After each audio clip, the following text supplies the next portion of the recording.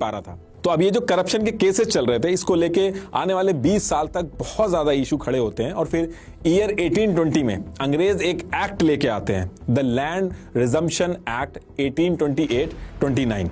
इसकी वजह से फिर से दिक्कतें खड़ी हो जाती हैं। इस एक्ट में यह था कि उस टाइम पे इंडिया के अंदर काफी लैंड ऐसा था जो टैक्स नहीं दे रहा था, तो इस एक्ट के जरिए यह था कि अब उनसे भी टैक्स लिया जाएगा। तो वक्फ प्रॉपर्टी जो थी वो भी टैक्स नहीं दे रही थी, उसके ऊपर भी इस एक्ट का इंपैक्ट हुआ।